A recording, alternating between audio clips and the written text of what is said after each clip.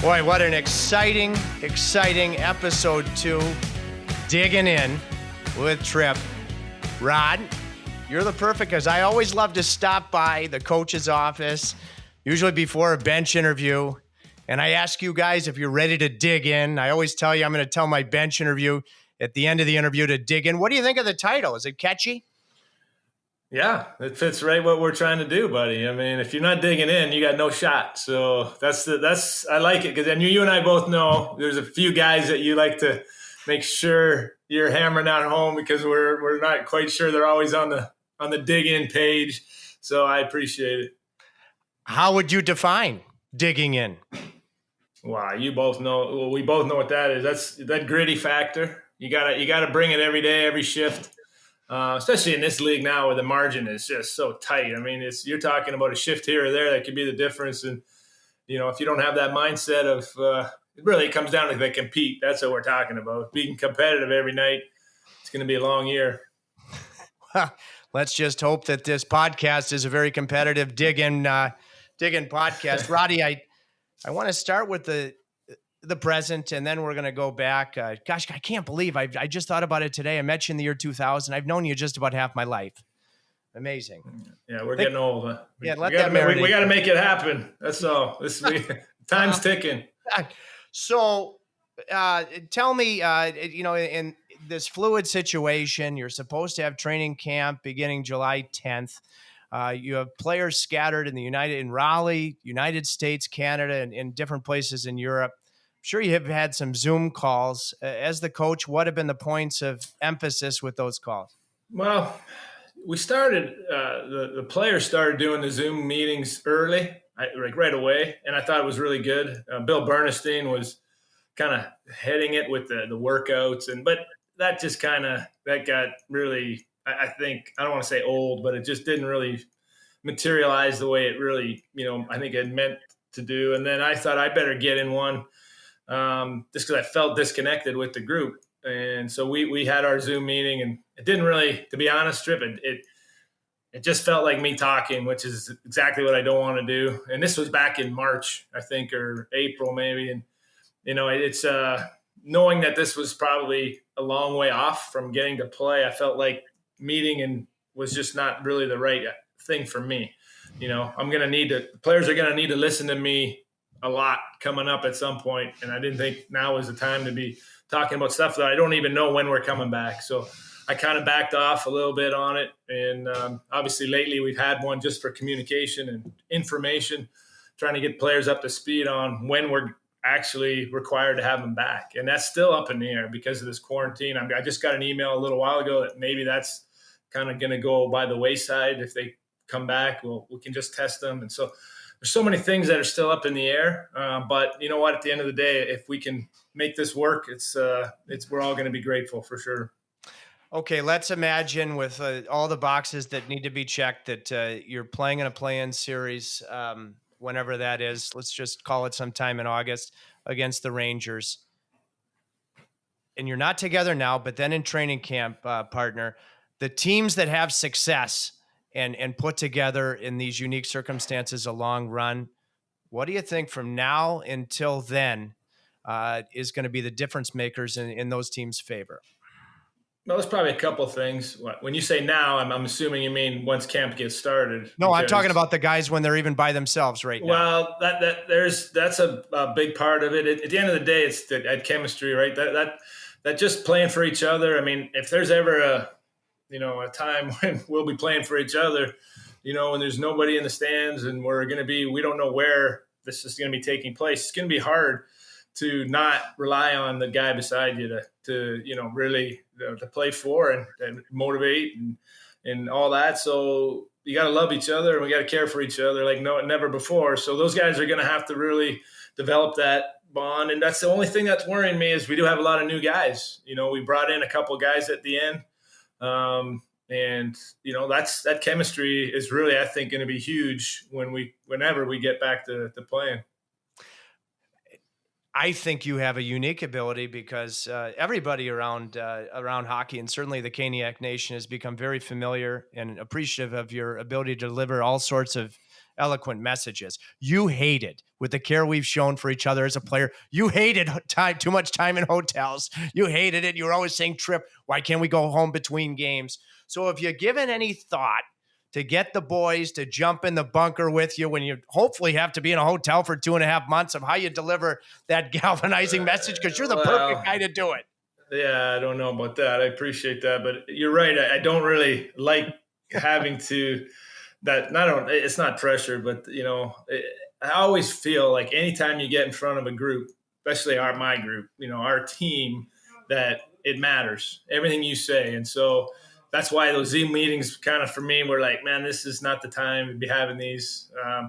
And so, yeah, I think it is going to be special when we get together to make sure we focus. I mean, that's really the end of the day. There's a ton of distractions. Listen, we all have them. A lot bigger and more important things in the world going on than us playing hockey. But we definitely need to be dialed in on this is what we do. And this is our job, and that's what we're put on this earth to do right now. Let's make it a positive experience. So, however, I gotta figure that out. And at the end of the day, it's just a buy-in, though. Trip, this. I think the last couple of years, it's one thing this group's really done well is they bought into the message and trying to do their best. That's all we ask of any of them, and that's what we're going to need for sure moving forward. Gosh, has that buy-in made my job more fun than it's ever been and easier than it's ever been. You've asked for focus. Now I've got to get some focus going here because, you probably think that the ship has sailed at 46, never been married. But if I did, I'd ask you to stand up at my wedding, just like I got to walk your mom down the aisle. So my focus now is to tell the story going way back of my dear friend, Rod Brind'Amour. Campbell River, your wonderful parents, Bob and Linda. Let's just, you're from the age of 5 to 15 when you went to prep school in Saskatchewan. We'll get to that in a minute. How would you describe life in Campbell River, an island to the west of Vancouver? Well, I think when my parents. I mean, they're so special to me, and they were so special in my life to get me to where I ended up getting, which was to the NHL, and just the sacrifices they had to, do it in order for me to play hockey. It just was that simple. And so I had a great upbringing that way where they were supportive. My dad coached me for a big part of my youth. And I got a great story. Maybe I'll tell you, try to be quick with it. But when I was in Bantam, so, that's a pretty important time now. The separation's starting to happen and you're starting to see, okay, Bantam age is you're 13, 14 age. My dad's coaching, and Campbell River is a small town, so we don't have a lot of talent, and there's not a lot of players trying out that are any good. Let's just put it that way. And so my dad's like, you're going to play defense. I'd always been a forward to that point, and I'm like, defense? I said, how am I going to be like Wayne Gretzky playing defense, right? And so I go to my mom, and I start crying, my dad's going to make me play defense. And my mom is like, typical right down the middle. Like, she's not going to take sides. And so I go back to my dad, and he's like, listen, we only got 4 defensemen, dummy. You're going to play half the game, and you can score as much as you want, right? So I go, all right, let me try this thing out. And sure enough, it was the best thing that happened. So for those 2 years, it was only 4 of us. I played over half the game, and he just said, go play. And actually, it taught me a lot about playing forward because I knew – what the defenseman's thinking going back for a puck in the corner. Where does the centerman need to be? I need the outs, and it really actually did help develop my game. My dad takes a lot of credit. He says that, but he just solely put me back there because we just didn't have anyone to play defense. So anyway, I don't know where that got, but it was a great place to, live and grow up. And it's a beautiful part of the country for those people that are listening that have never been out to Vancouver Island. Not a place I would like to live full time because there's just not a lot happening, but great for my parents, especially to, retire and just kind of chill out.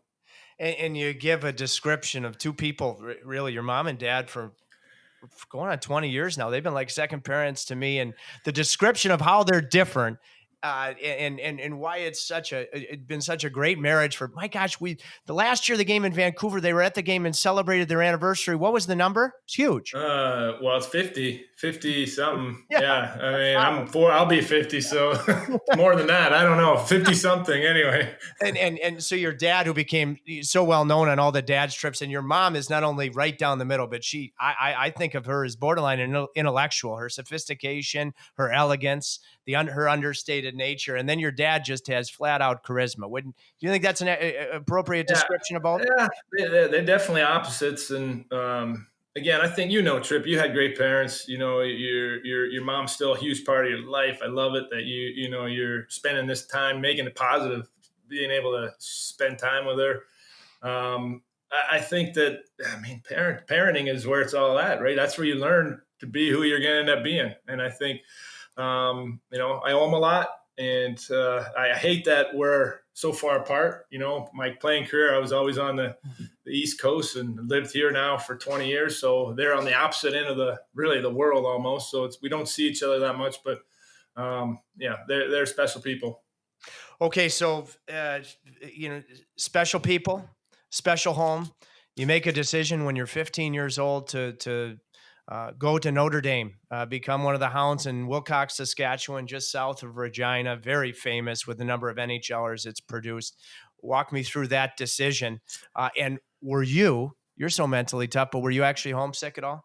Oh, big time. So when you say Notre Dame, it's funny. Everyone always, the people that don't really know, they're like, you went to Notre Dame, the college? No, it was a college. It was a high school in Canada in the middle of nowhere. Okay, for people who don't know Saskatchewan, Canada, you go to North Dakota and then go north about 3-hour drive or 4, and you're in the middle of the prairies, and it was a culture shock for me. But I went there because, again, I'm coming from a small town, and then it's just the hockey kind of died out. What do you do?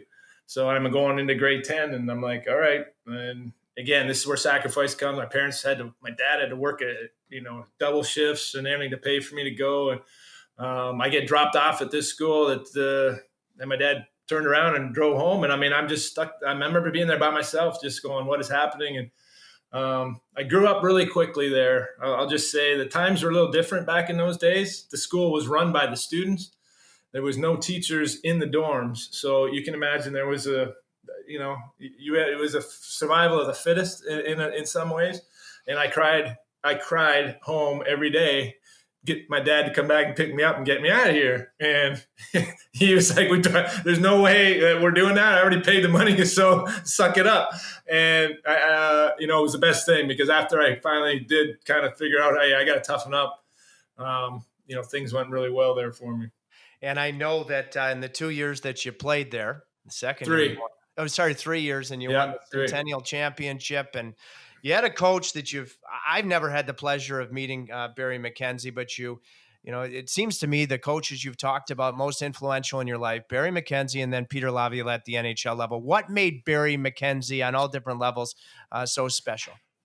Well, just his demeanor and his, I guess what coaching is, you're trying to influence young men, right, to be better. And obviously the hockey knowledge part for sure, but just that other element of, character, building character. And I think if you just, again, I don't really have time to talk about it, but if you went down the list of people that he coached that played in the NHL, or even went on to go into college and play hockey, the list is unbelievable. And it's high-end hockey players that came out of there, and they all owe a lot to this man. And so he was special to me. He actually worked in the NHL for a while with the Minnesota North Stars and the Minnesota Wild in development near the end. But he's retired now, and again, very, very fortunate to have people like my parents and then this man Barry kind of guiding you. Because if you don't have that, you don't know where you end up. I think just very fortunate. And then going to Michigan State, I had Ron Mason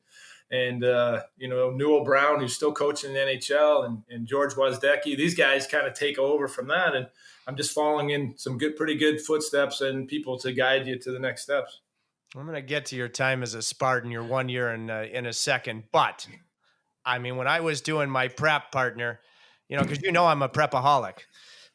When it comes to that's debatable. So I'm Ask your looking, partner about that one. I'm looking at one of these years at Notre Dame, 56 games played, number 21. Yeah, number 21, not 17, but number one in your hearts in 56 games played at 136 penalty minutes. What was Yeah, going on? this is 1980. What is it? That's more than you ever 1988. had in the NHL. What's that? That's more. I looked, that's more. You had 1 year where you had Yeah. 100 Well, pimps this with the is Flyers. listen. This is a Saskatchewan Junior Hockey League you're talking about here. This is a goon league at that time. I mean, it was crazy what went on in that league. Trust me, the stuff that went on then. I mean, if it went on now, you'd be shocked, right? So that was probably middle of the pack on our team. If we're talking about penalty minutes, so that was a crazy. Again, you got to toughen up, and then we certainly did in those days. Well, one might say that you had to dig in and you dug in. So There you now you're go. digging in. You choose Michigan State. And since you and I become dear friends, it's always bothered me because Harvard wanted you. Tell me, because I'm sure there were a lot of suitors. Curtis Joseph was a teammate of yours at Notre Dame. He went to Wisconsin. I'm sure a bunch of these schools were after you. Why did you pick the great Michigan State Spartan program? Well, I just kind of mentioned part of it. Ron Mason at that time. Trip. No offense to Harvard, Michigan State was probably the number one hockey school in America. It just was. They were dominant forever, and Harvard. But listen. In a one game thing, you never know. You can get lucky and knock off the champs, which is what happened in our case. So Oh, we hang on. won't get into Harvard, that. just so everybody knows, Harvard eliminated you in your only Ah, college season. And right. speaking of the word champs, Harvard did win the national championship. Right. We lost in the So, Final I'm just Four. It saying. happens. And Listen, Harvard wanted you. that's why you play the games. You never know what can happen. But if that was a 7-game series, it doesn't. We lose one. We win 4 games to 1. So anyway, it doesn't. That's small potatoes. But I was fortunate. I had a lot of opportunities to go. Went on some good recruiting trips. I remember one with Curtis Joseph to Wisconsin that we enjoyed. But I had some couple of good friends on that team that was playing on that went to Michigan State as well. So I had a couple of us kind of, let's do this. And you got down to Michigan State, especially back then on a recruiting trip, they pretty much sold itself. So anyway, that was the decision to be made at that time, and it was right for me.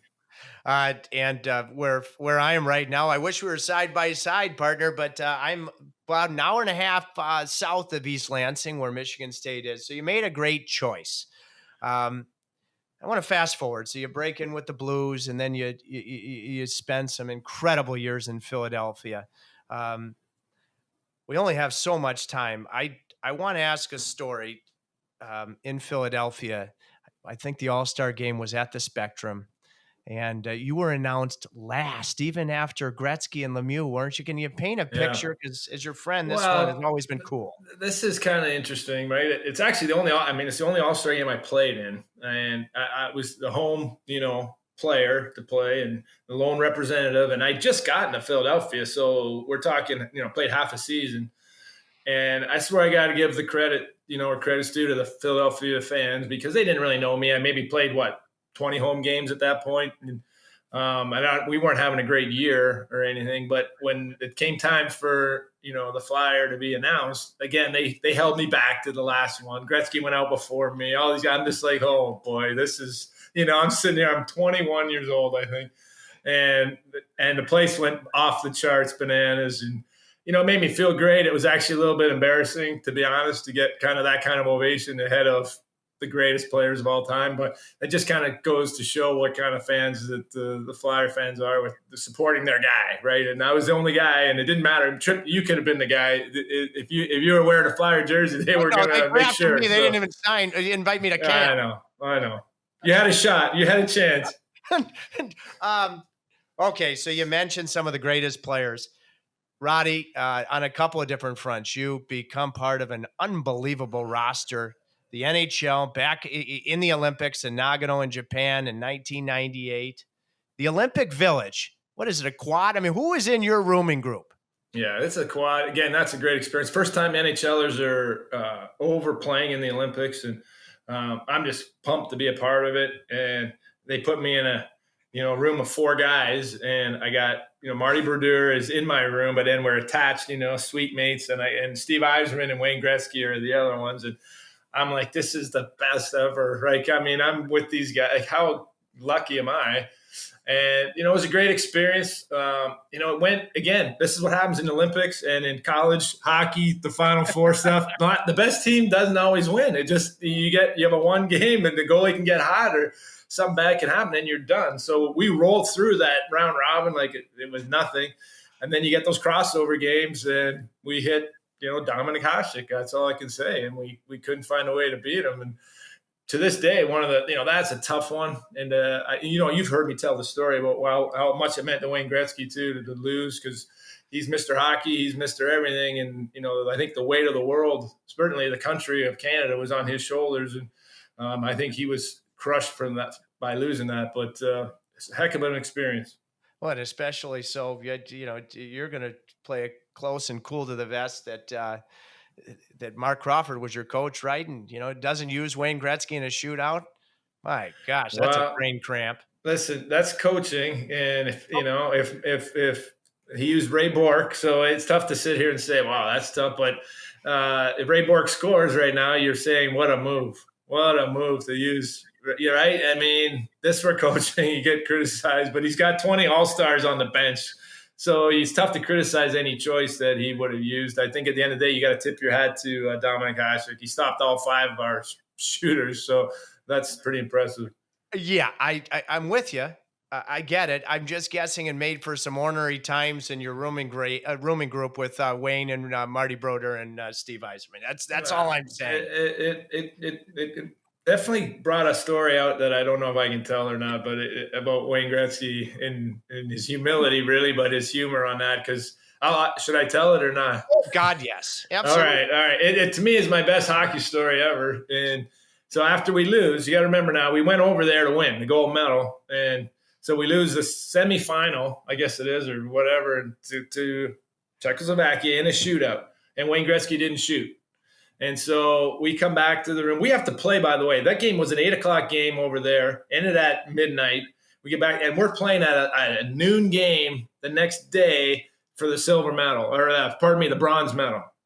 So, but remember now, Gretzky, they didn't go over there to win the silver medal or the bronze medal. So the game ends. He comes back to the room. We're asleep. Marty Brodeur, myself. He comes back about 1 a.m.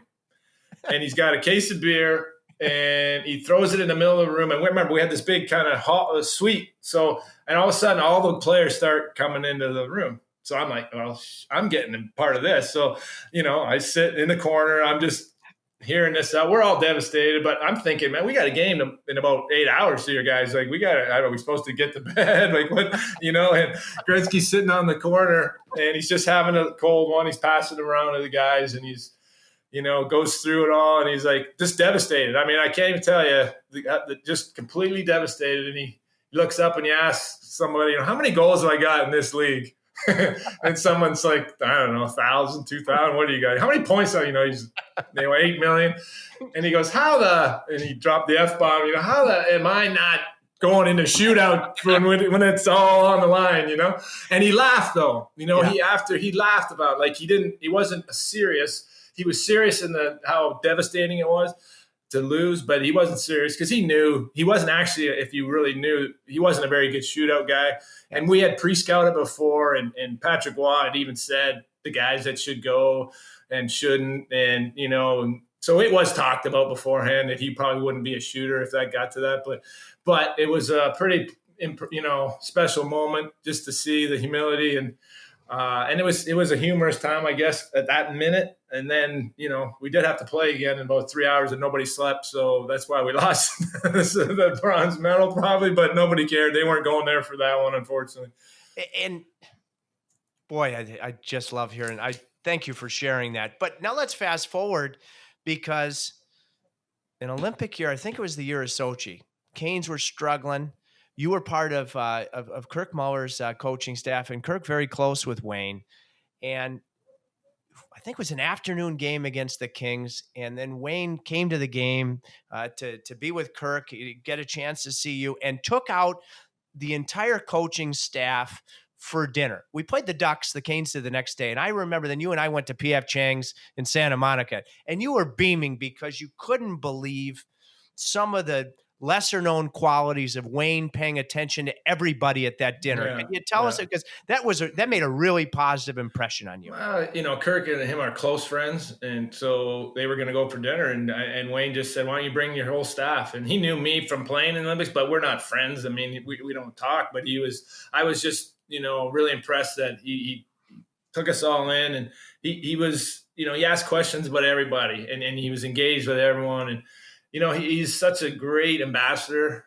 There are certain athletes in each sport, but I don't know if anyone has done as much as Wayne Gretzky has for the game of hockey. Like, you just got to look where it was when he came in, and look where it was when it left. When he left the game, it's a pretty special athlete, and especially in his stature. I mean, he's just a tiny guy.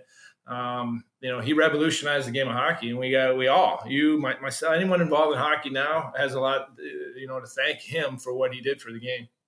No doubt about it. He's a champion. You're a champion. I want to just ask you a few questions. It was replayed in Raleigh. So cool to see the Edmonton series from 2006 from start to finish. Rod, coming off of a work stoppage, was there any point that sticks out to you during the regular season that you said, wow, I've been to the finals twice. This team could really climb the mountain. Was there any point that jumped out at you? Yeah, I think before the season started, I think the moves we made in the offseason, like, I remember sitting at home, we're riding my bike in the basement and watching the ticker come across and seeing, hey, Carolina picks up Corey Stillman. I'm like, what? And I'm like, and I'm waiting to see and have to trade for, who'd we give up? And it's like, for nothing. I'm like, what?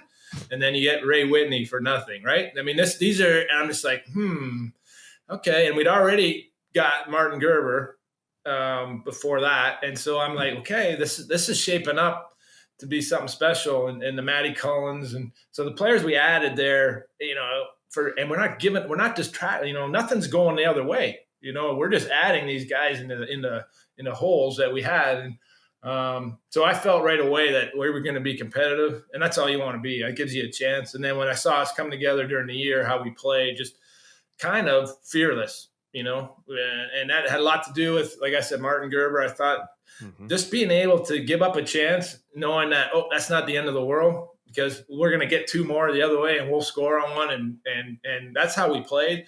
And I felt like we had a special group for sure that, we were older, and you just we talked about this a million times, but, you look around the room and so many guys are like, this is it, boys. Like, this is our last kick at the can here, and we're going to do this. And it was a special year, and so grateful to all those guys. I've talked about it forever, but probably I know I'm biased, obviously, but I think one of the most underrated hockey teams ever. If you look at it, just, no one talks about that team, but just take a look at all those guys that are pretty special people. And, anyway, lucky to be a part of it.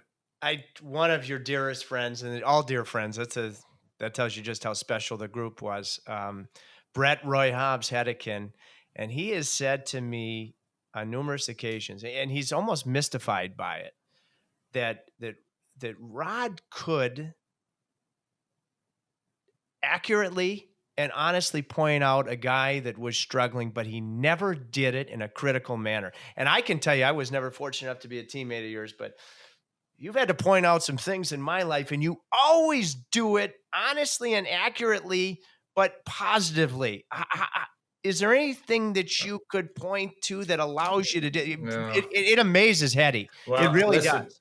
I wish Amy was listening to this right now. That's your beautiful wife. We're going to get to her in a minute because that's not what she thinks. I can tell you that. But it's I don't know. I think you know how we're both the same. I think if you can be honest as you can with people that you care about, I mean, that's what they want. I mean, at the end of the day. So that's kind of how I try to go by. And Hetty, another one of those guys, just special individuals, right? Like, he's just, the more we talk about it, and it probably bores people to death, but I just love it because it was such a special time for me. And I'm just grateful to have those guys in my life. And they meant so much to me. And I think it's so cool that I think the biggest goal en route to winning the cup, in the third period of Game 3 in Montreal, it was Hetty that sent that puck in front of your bench across the ice, and and you were able, I thought, to score a goal that changed the entire playoffs because the whole team was close, but you and Hattie especially so. Yep, that was a great goal, and it's one of those moments, memories that we'll share forever. And most people don't even remember it, but we definitely remember it well. And the other part of it, we actually had talked about that play. Like we'd said, this is open, let's try to hit it, and we. You know how it goes. You do that a million times in a game or a year, but try this, it's going to work. It never does, but it actually paid off. So that was nice. Okay, so I can't believe I've never asked you this, and I'll admit it, based on, what our friendship has meant to me. I might have had a couple tears in my eye when Commissioner Bettman was handing you the cup. I did. What do you remember? It's one of the greatest. It's, of course, my favorite cup lift of my life, but there have been some great ones. Yours is right there, I think, on the Everest stuff. What do you remember? Did you black out right when he gave it to you? It was just naturally awesome. Yeah, well, I mean, it's hard to describe. I mean, I've been asked that a lot. It's what I remember is just pure joy. I mean, I don't know how else to explain it. I wish everybody could have that opportunity to actually feel that something that you've put your whole life into since I can remember. That's the thing. I mean, this just didn't happen since I was able to get on the ice. It's all I dreamt about was actually winning the Stanley Cup. It wasn't really anything else. And so, every workout that you had by yourself, running the stairs at the RBC Center by myself in the summer when it's 100 degrees and I go in there and there's nobody around and I got to get the guys to turn the lights on and I'm running the stairs and I'm thinking to myself, what, is this really what I need to be doing? You know what I mean? And then, but yes, because it's going to pay off, right? Yes, you got to do it. And, for how many years you just this constantly doing this kind of thing. And then to be around all the people that made it special for you, that were there. I mean, my kids were 3 of them. I got 4 now. He wasn't around, but the other 3 were there and old enough to at least remember it. And obviously my dad on the ice. And you're just, and then all your teammates in the same boat, man. They've been doing this same thing, and just seeing the joy in their eyes. Like it's whenever I love you. You've been in our locker room, obviously. That picture of our team, after we won. Just look at the joy on everyone's faces and tell me, is it worth it? I mean, of course it is, right? Everything that you've done your whole life, is it worth it? Ask any one of those guys, is it worth it? Yep, they will tell you. So I think that's the best picture that we have, in our room. And, at least when I'm around, that picture will be there. Oh, amen. And I can't help but think, God bless your dad, Bob, for telling you I'm not picking you up after I paid the money from Notre Dame. And thank God you dug in, because as it turns out, who do you drive home with the cup in your pickup that night? Your dad and your dearest of friends, Wilson. I mean, hey, thank God he told you to dig in. He had already paid his cash at Notre Dame. You never know what would have happened, right? I mean, everybody has those little, I think, moments in their life. Well, what if, right? If you would have went this way or that way. Fortunately, it worked out, and that was a good ride to. Actually, I drove to the airport from the arena, if you can believe it. So I had my dad, because he had a 6 a.m. flight to get back home. He'd been freeloading for the whole playoffs, and so he had to get back. And so we drove him to the airport. I had the cup in the front seat of my car, if you can believe it. And Wilson and my dad were in the back seat, and I dropped them off at the airport, and then proceeded to go home and try to get an hour of sleep. But that was a great night. One more question about the cup. We don't necessarily do it now that you're a head coach, but when you were an assistant coach, we would oftentimes walk over to the rink together. And Roddy, I'm like a kid in a candy store every time in Washington, because we had a long hike to the arena, beautiful days. Oftentimes you and I wouldn't even talk about hockey, but every time in front of the White House, I would have to ask you, Rod, can you tell me about your private time with President George W. Bush? Because I'm not an overly political guy, but after 9/11, when President Bush threw that strike at Yankee Stadium, I can't even describe what it meant to me in words. So he would be the guy I'd want to spend that time with. What was that like? Where was it? Who was in there? Because I've always asked you. This is where I'm just fortunate. That's all I can say. I mean, I'm the captain of this team, and for whatever reason, we get in the White House, and I guess his press secretary or somebody calls, just all of a sudden says, she has no idea who I am, reading the list, Rod Brind'Amour, Peter Lav, can't read our names, right? Peter Lav says something like that. And Jim Rutherford, please come with me.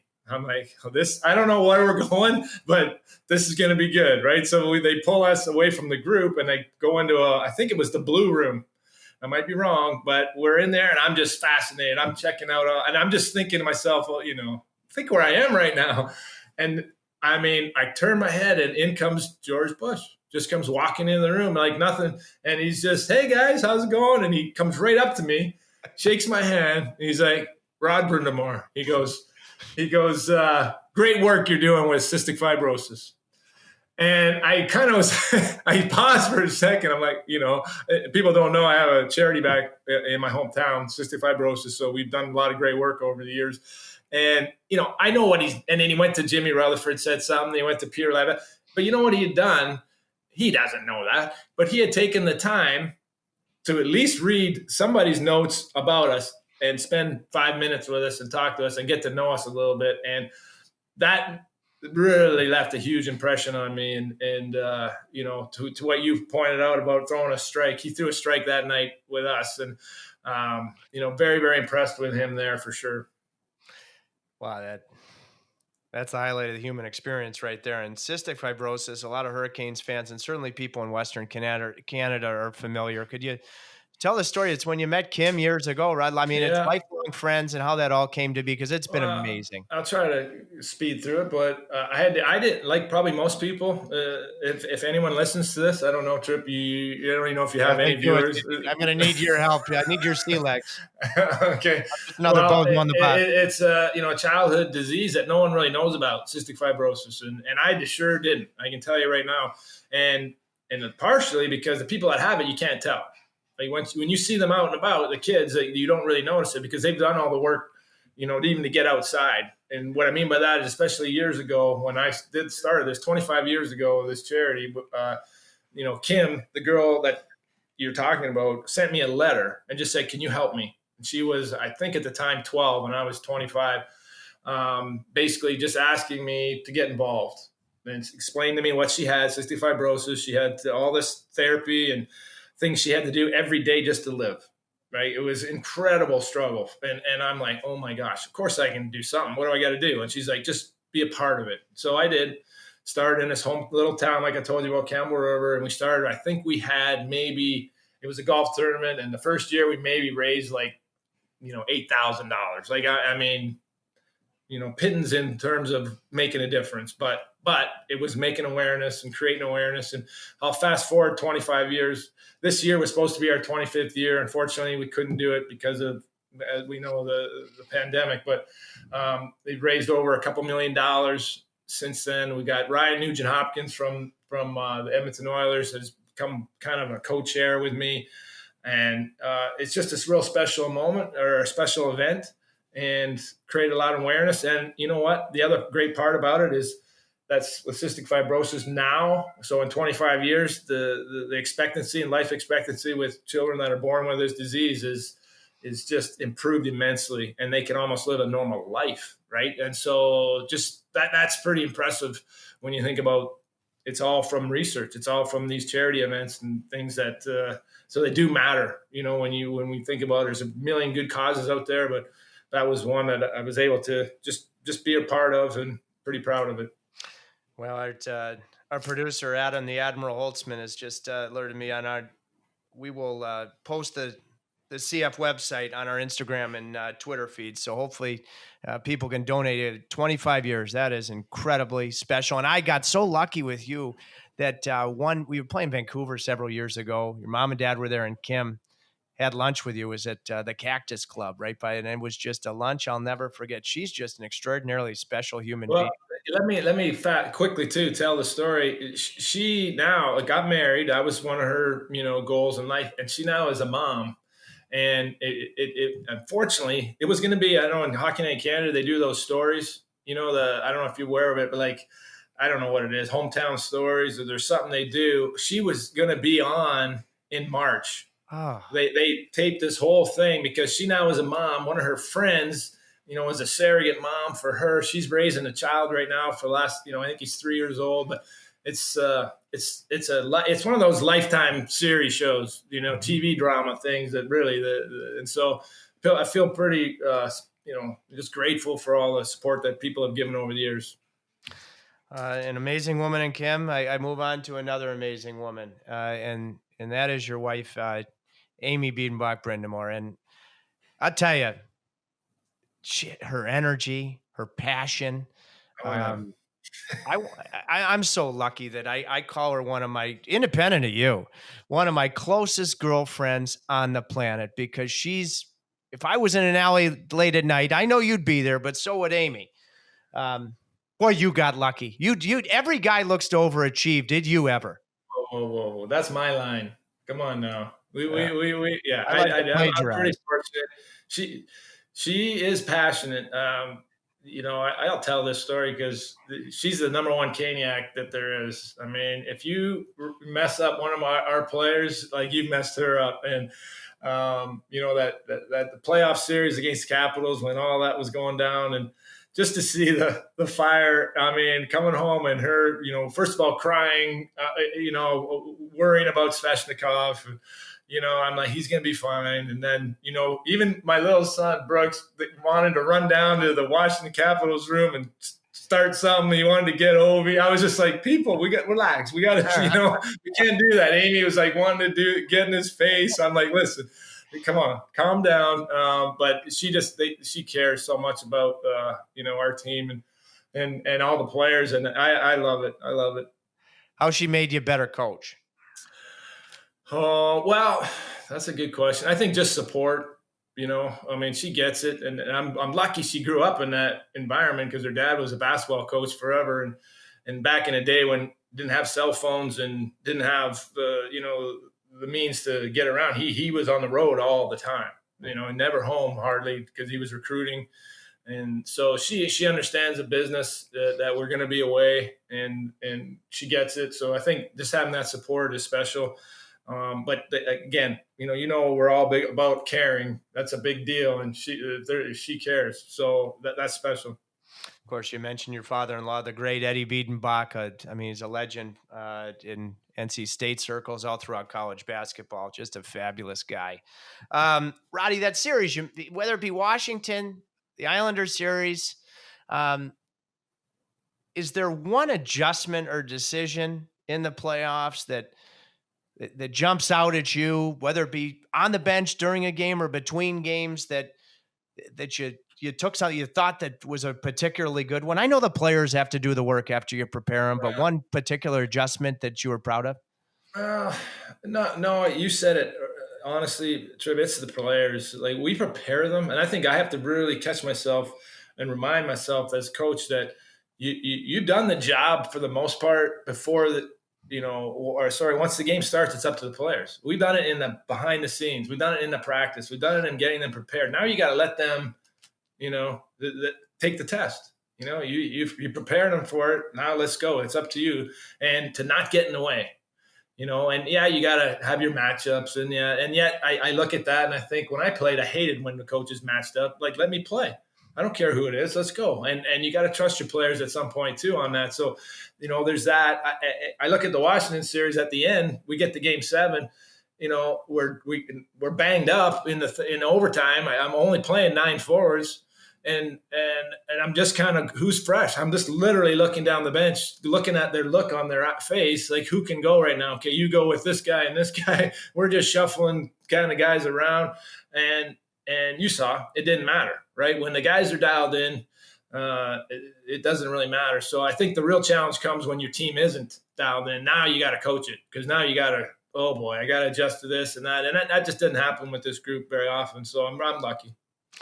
Well, I think it's you're yourself too, and the players aren't. They're the opposite of stupid. They can feel that. I'll still remember Peter Mrazek coming over and hugging you in one of those naturally incredible moments. And all coaches are all different in their style. I think the most important thing in any facet of life is be yourself, and you're yourself, and the players feed off of that, and you have a connection with the boys that's just amazing. I want to ask you, one of your old teammates, a mutual dear friend, Kevin Shady 80 Weeks. So I'm going to get deep, as he likes to say, for one or two. And people talk about fitness, and of course, you're known as a guy, appropriately so, that change fitness in the game of hockey. But you always think of the physical benefits.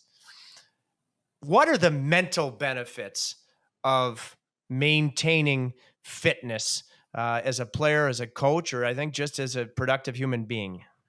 Well, I think it's the most important part. Like, I think I heard someone say it, and it wasn't me. So but I'm terrible at giving credit because, but if you can't manage yourself, how are you going to manage a bunch of people? So for me, being fit just means taking care of myself. Right? It's almost selfish, to be quite honest with you. But I know if I'm not dialed in that way, let's put it this way: we get home really late at night after games, but the coaching staff has to meet the next morning really early, and I'm dragging when I get in there. So I get in there a couple hours earlier to get working out, so that when I hit my meeting time with the guys, I'm now dialed in mentally, and that's why, for us, that's why it's important as a coaching staff. So, our coach, and at least for me, that's why it's so important. It's just preparing me to be the best I can be that day for my job, and so and I do think, whatever your job is, I think it's just important to obviously stay in shape and physically fit, because it keeps you sharp, and it gives you the best chance to be your best version. And so, and I also know if I get off it, and then it's going to be hard to get back on it. So I'm trying to just fight it back. The age thing. I'm definitely trying my best. Let's put it that way. Amen to that, brother. Because I tell you, you and I both know that. I don't want this to go to your head, but I can't think off the top of my head of any bad advice you've given me over the years. The problem is you don't take it. You don't take it. I was just sometimes I take it. Yeah. And sometimes I take every once in a while, I take it immediately. Sometimes it's delayed, and some of it is still. Sometimes it takes 10 years. Some of it's still out there in limbo. But what I was Right. going to tell you is, I'm curious what you're going to say on this, because I've had distractions get the better of me at times. How do you? And this applies to anybody in any, again, facet of life. How do you not let distractions that you can't control get impact what you need to do on a daily basis to be the best version of yourself? Well, that's a great question, because we all are dealing with stuff, right? And different degrees, different levels, but it all matters. And I think, you and I both know what I'm talking about. Even personally, we all have gone through stuff that is a huge distractions. And what I think is the most important thing is, number one, is focus. So for us, coming into the locker room now, we leave everything behind. You walk into there, what's outside is outside. Let's just focus on the work we have to do today, and then deal with it when you walk out the door. So at least you can block out that, and it's going to be there when you come back out anyway. So why bring it in, and number one. But number two, I think more importantly too, is just, you got to have good people around you, so that you can, ask for help. Sometimes just talking out whatever it is your issues are, and people know and listen and care for you, you realize it's not that bad, or you know what, I'm going to be okay. And you need good people in your life, and you don't need a ton of them. You don't need 100 people in your life to tell you what's right or wrong, or to trust, but you do need some people. And I'm super fortunate. You're a great friend. I don't have a ton of those, but I have enough that I know, to lean on if need be. Well, I can tell you that, when we go through things, and sometimes I can be a bit of a drama queen in my deepest valley. You let me talk about it days, weeks, months on end. So thank you. Big drama queen. Big drama queen. I just like to keep life interesting. Hey, honesty is a good quality, buddy. That's what Mark Twain always said. You don't have to have a good memory when you tell the truth. Yeah. I'm so pumped up that people. I remember when you first walked in the locker room from Philly, I had no idea that you had a decent sense of humor, and you got a good one. So, I just want to take a minute or two and ask about a couple of these things that I have fun with from time to time on television. And we do at the front of the plane, because I love your coaching staff. I love the energy. I'd like to think sometimes the highly pressurized position that it is, maybe I take some pressure off by coming up and saying, God knows what at the front of the plane. This Right. Rate Rod's Ties Twitter handle, okay? Do you ever find yourself thinking on the bench, oh boy, what kind of rating am I going to get tonight? I don't, but that Dean Chanel, our assistant coach, who brought that to my attention a long time ago. Hey, they're rating your ties. And I'm like, what? And didn't think anything of it. And then you jumped on it, and it took on a whole new level. And now it costs me a bunch of money because I literally have 100 and some odd ties, and I don't wear the same one twice because I'm afraid that this guy's gonna crucify my tie. I don't know, it's crazy, right? But I don't know how to respond to it. I mean, I could care less. I mean, it's not a beauty contest behind the bench. I know that I'm not going to win any games with my tie, but it has brought a certain amount of comic relief to this coaching staff. We have some good ratings, but you did your son, who I think is a future NHLer, the great Brind'Amour, and I was lucky enough to go. You had to do practice dads for donuts at his school, so Uncle Trip came in, so he actually gave me a tie. So I put it on after a win in Buffalo, and that Argentinian Caniac, because I think Rate Rod's tie. I think the guy's from Buenos Aires or something. He gave me 10 out of 10 for the tie Brooks gave me.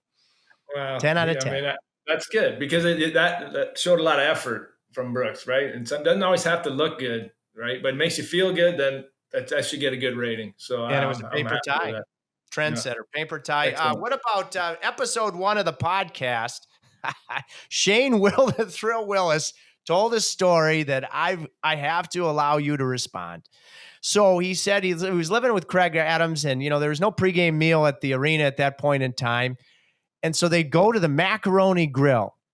And he said, there you are dialed. I don't know if you guys were playing on the same line. At one point, it was Willie, and Sammy Kapanen. He said his heartburn was so bad. At one point, you turned to him between shifts on the bench, and you said, Willie, you got to stop going to the Macaroni Grill. True or false? I don't remember that. I thought you said I went there. I never went. No, God, no. But I do. I had the same issues with the heartburn, so I would always never have tomato sauce or any, plain noodles, a little soup on it maybe. But that probably happened. I mean, I had no problem carving Willie up. That's probably true.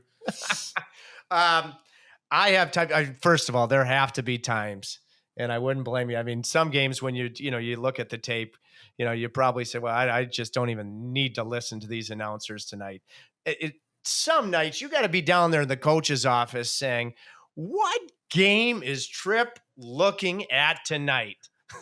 Well, I'll be honest. I've actually watched more of your games now because, especially with the Rangers games, I played them back and I watched them, with the audio with you and John. And you guys know I love you. You guys do a great job. But so no, I haven't really. There's been a couple where I'm like, Tripp, you remember I've come up to you and I'm saying, oh yeah, we usually, it's not often, and I hate to say, but usually you're right. But I don't listen that often, so maybe it is more than I think.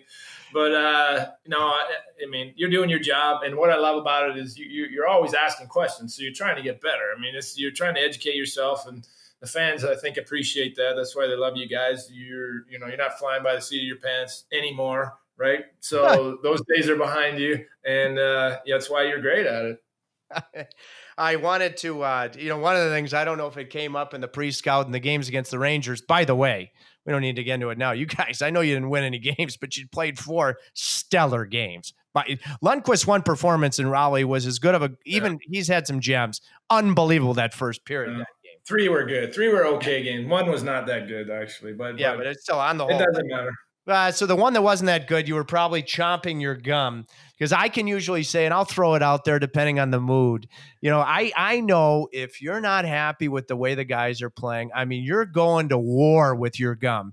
If you're happy, it's like you're caressing the gum. It's like you're making love to it. I mean, do you notice, like, when you're hot and bothered down there? I mean, you have a jaw bite that's probably reminiscent of a crocodile with the gum. I don't know. I'm definitely not. I'll take any kind of gum, whatever's there. And people ask me, "What kind you chew?" I'm like, I have no clue, man. Whatever's there, when I'm walking out, there's a piece of gum. I throw it in, and we always replace it after every period. I think Dean chews it too. But you know what? It just helps you kind of, I don't know if it helps you relax or, I don't want to chew ice. I mean, I've seen some, I don't know, you got to kind of do something back there to probably just so you don't talk so much too. I mean, I'm one of those guys that kind of likes to chirp at my guys and try to get them going. So I think it just helps to, keep the focus. No doubt. yesterday to the day, 23 years since the Hurricanes, Roddy, unveiled the Hurricanes logo. Of all the uniforms, I certainly have my favorite. Which one, all the different uniforms in those 23 years, which one would be your favorite? Oh, boy. I'm the wrong guy to ask because I couldn't even tell you the differences anymore. I honestly don't remember what they were used to look like or what what the changes are. I think we've tried to adapt with the times, and I think we've done a decent job of that. I kind of like how they look. I know we made some subtle changes, right, over years. It hadn't really been drastic, I don't think. Maybe Dude, these black ones are unbelievable. These black ones are awesome. Okay, well, you would know better than me because you got to make the call, and I know Johnny has to read the names, and so I personally, it's really not a big issue one way or another. Okay, well, wait, all right. So your whole career, you tucked in your shirt. Why'd you start tucking in your shirt? And when the league, thank God they haven't really enforced it, but when they had this potential 2-minute minor for tucking your shirt, your jersey, I should say. Let me ask you this. Forget why I did it. Why would that be a penalty? Joe, it's people with too much time on their hands. Thank you. Let's just move on. Stupid. I don't like wasting time on stupid things. I'm going to waste time. I'm going to waste time. 2 serious questions at the end, but one, oh man, you told the Wayne Gretzky story, so I have to give you one back that is very self-deprecating. All right. Years ago, casino floor, the casino night. All right. And I had a girl come into town, it's girlfriend at the time. Thank God that didn't work out. But anyways, I show up, I see my buddy Rod. I want to introduce him to her. And I had, because I'm a more hairy guy. Thank God not on my back. I have none there. But I have a tendency. I mean, I have a bit of not an Austin Powers rug, but a little bit of a rug. And she was coming to town, so I tried to take care of things. And I went overboard and took out a patch, so I had to go right to the wood. I mean, no hair on my chest whatsoever. And you shoot my shirt's open on the casino floor, and you look at me going, "What did you do?" You remember that? Listen, you've done a lot of dumb things. Okay, I don't know why you would even want to bring that up. And I guess you really don't think you have many listeners right now. If you're throwing that out, let's talk about something else. Nobody wants to hear about your hairy chest. Trust me. It wasn't hairy that night. They're going to start calling me Trip the Bod. I don't think so. Okay. Let's talk about something else. Let's congratulate Kevin Adams. You know what? It's funny. I was just going there. Okay. Now there's got to do your job. Telepathic thoughts. You're in Carolina. I'm in the Detroit area. All right. The news yesterday. We're taping this on Thursday. Your alternate captain. You guys have a special relationship. Talk about how proud you are of Kevin in his new post. Well, I couldn't be prouder. I'm one of those guys that believes that good things happen to good people. And it doesn't always happen right away. A lot of times you got to slug it out. And you know exactly what I'm talking about. And he's one of them. I think the world of him. I think back of especially the lockout year. People don't remember that very well. We sat out a whole year, and Kevin and I worked out every day, pushed each other, hoping that we would have a season. And I just remember those grind days, and then obviously the contribution he made to our team to win. Such a great player, but just great person, right? You got to have great people around if you want to be successful. And then when he went off to Buffalo, I kept in touch with him. Every time we go to Buffalo, I sit with him and talk with him, and he's just a great individual. And I'm so happy for him. They made a great call here. Okay, because I don't know, you need experience. Everyone talks about this experience thing. What is experience? Experience to me is life experience and being a good person, and you're going to figure it out. This guy's got work ethic. This guy will get good people around him to cover for the things that maybe he doesn't have experience in or doesn't quite understand, he will find them, and he's going to turn that place around because he's going to do it the right way. And I think he's going to have great success, and I'm looking forward to what he does there. Oh, what a great Hurricane, and just an even better person. And by the way, Rod, did Christopher Columbus, take a chance when he sailed for America? Apparently, Yeah, it so worked he out. took a chance. That was a good chance to take. So I think the people Well, that listen, hold on. It's not a chance that they're taking, because if you listen to, well, I've known Kevin the whole time through this process. He's been the right-hand man to the owners, right? He's been doing everything they've asked him for 9 years, and they did their homework. They didn't just say, we're going to hire this guy day one. They figured this out. Hey, this guy's got it figured out. This guy's the real deal. And yeah, he hasn't been a GM before, but everybody has to start at some point. And he's been doing all this stuff for them for 9 years. It's to me, it makes perfect sense. It's someone they trust that is going to get the job done, and that's what it's all about. No, and listen, the point I was going to make was, partner, the people that talk about the cop-out, experience, it's just because they're unwilling to take a chance. Right. And okay, so Columbus took a good chance. It panned out for all of us. Okay. Yeah. The easy cop-out is, check my boxes. Why? Because it's safe. Yeah. No, yeah. And to your point, I mean, even in hockey, right? You got rookies coming into the league with no experience. Well, that doesn't mean that they can't play. And yeah, will they be better in 10 years or 5 years with some experience? Yep. But can they not do the job right now? Yeah. And so just to, get them in and get them going. And I think Kevin will tell you right now, 10 years from now, he's still doing that, which I think he will. He's going to be a way better GM from the experiences that he had, but it's the right call to get him in there. And I think they need that. They need someone with that kind of credibility for me. That's what I think. You know what, Rod, you're right. I mean, sorry, you get me going on all these things. I could go all day. Thank God there's a time limit that we're wrapping up, because when I first started broadcasting, and Paul Maurice and I are very dear friends, and he's had an outstanding coaching career in the league.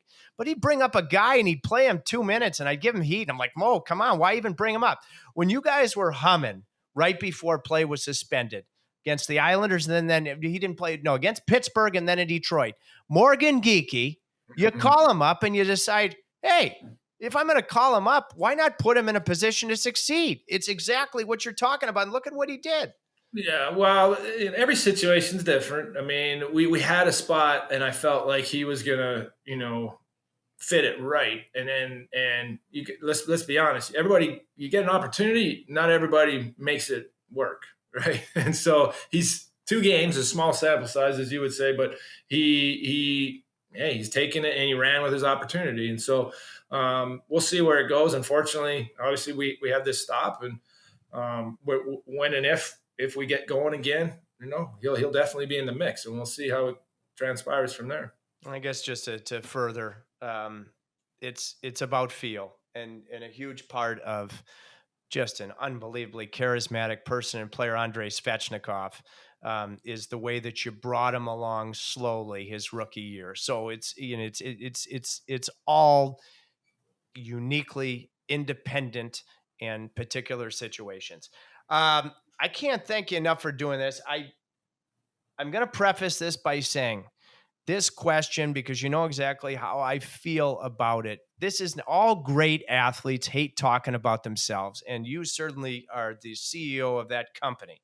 So this is not about you, but I've been totally struck in the last little bit, with the Hall of Fame announcement coming up. And it's not, Rod, I'm not asking you about you, because I know more than anything that your parents are like second parents. I'd love it for them just to have them be there and see what would be an unbelievable acceptance speech. But the part that strikes me is that I can feel the whole Hurricanes organization, the people right from, Tom Dundon right on down to to your players, people that work in the office. But then I can feel it. I can reach out and touch it, how much it would mean to the fans.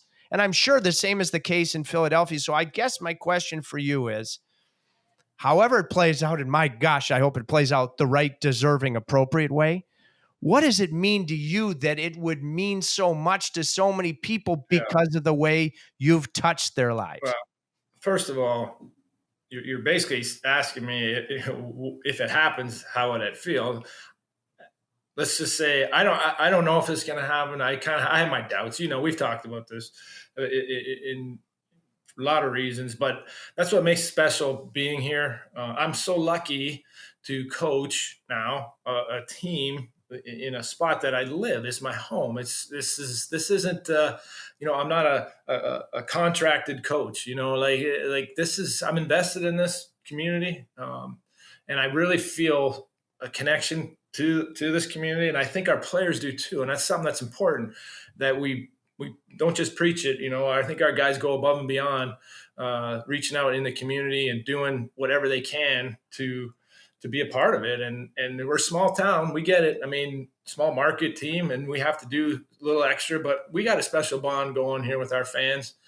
There's a connection. A lot of people didn't understand it. I think they're getting it now. That whole storm surge last year, I think really drove home the nail on what it means to play here, and the connection that we're trying to, put forth. We're trying to bring this community together a little bit. I think that's going to be one of the things we're going to do coming out of this pause is, try to help heal a little bit, because we do when we're cooking. Trip, you've been downtown when we've been cooking, and we bring a lot of people together, and that's what we need right now. So I think there's a greater calling here with this organization with that in mind. The Hall of Fame stuff, unfortunately, I think that's passed just based on, I think it's a media driven thing too a lot. And for whatever reason, my name doesn't even get brought up.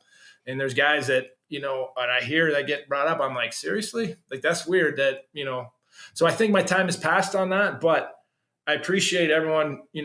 I saw a tweet by Willie the other day. I saw even Chip Alexander commented on something that was forwarded to me that Kevin Adams had said, kind of just supporting what you're talking about. And that means a lot to me, to be quite honest with you, that people think that. As much as getting into that, that's kind of I don't want to say a byproduct. That it means more to me that the people here think that way, and I feel really fortunate to be a part of this community. Yeah, I want to thank you. You mentioned Justin Williams because, most importantly, Rod, in life, you've been an unconditional, extraordinary friend, and I have every expectation you'll continue to be. But what you've done, I think I would have gotten there on my own. But I love the Hurricanes more than I ever have, and I've always loved them. And it makes me so proud. I mean, I'm going around anywhere in the world. All I'm talking about is, so-and-so's a Cania. I'm so proud. And you're such a centerpiece to that. And then infinitely more important, I'm so grateful that somehow, they say, if you want to make God laugh, tell him your plan. That part of the plan was for me to meet you. And I'm just happy to have you as a wonderful lifelong friend. Well, I feel the same. And you're great at what you do. And part of it is the passion that you have for our team. Part of it is when you believe that, it's easy to do your job, right? When you really feel it, man, it makes it it's not easy, but it makes it a lot easier to just, do what you do. And, that passion comes out, and that's why people appreciate you. And, you're one of the best, my friend. You know that. It makes it easier to dig in when you love the crest and you love the people. So thanks for joining Digging In, Rod. Thanks for digging in with me. Can't wait to see you soon. Okay, buddy. Thanks, man. You got it. And a couple of quick notes to mention. A big thank you to our producer, Adam the Admiral Holtzman, JT, Mesta, one of the great Caniacs, and a High Point grad, a pure Michigander, a 100-ton captain. And I want to remind everybody that you can rate and review the podcast on your provider, and follow the podcast on Instagram and Twitter at Diggin' In Trip, DIGIN Trip. Thanks once again, Rod.